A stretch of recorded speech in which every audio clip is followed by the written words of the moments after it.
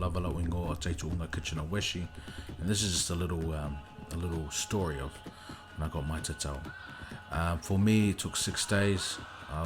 My tufunga was su'a whamangaku, suluape, whakarua aku fo'i o wā ai ngā sasu'a, ai wharurua, e kulo fo'i o Tulafale, the two clans, Su'a and Tulafale, who have the authority and the right, as this was passed down from Te Mā to Whainga to the two families, and acknowledge them. For me, 6 days of pain, beauty, sore, swollen, and visions.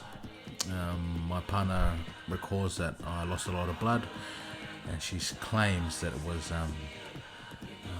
blood loss, and I was getting my visions and hallucinating. For me, it was my connection with my old people. Each person has their own sort of journey. For me, it was a beautiful thing. It was about mental strength. It's not about how strong your body is, as you had to let go of your being, really let go and just be one with the au, which is the tool that they use to hammer into your body. Realizing it's more of a scar than actual tattoo. It penetrates deeper into your skin. I'm so grateful for this opportunity, always visualizing it, seeing my grandfather, Taitu'uga Esau, also Tama or Tuloma Wharulo'o, and all my uncles, my aunties, having this sacred ceremony on their body. For me, I'm so grateful for the ancestors that held this, even with colonization.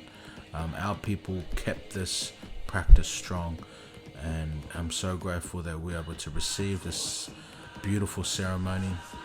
For those who are wanting to, do your research, find the right tufunga for you, prepare mentally, prepare your family for it. For me, a great story is when the last tap of my stomach, tap, tap, tap, boom, he said, "Wa'uma," and down came the rain. And it was like a good omen, from my ancestors, "Wa'uma," I finished, and I will never forget that moment. It was a beautiful cleansing that it's finished, and it's such an experience, and I'm so grateful for the ceremony that I can wear on my body, that my children can see that I went through it. Whawhitailu.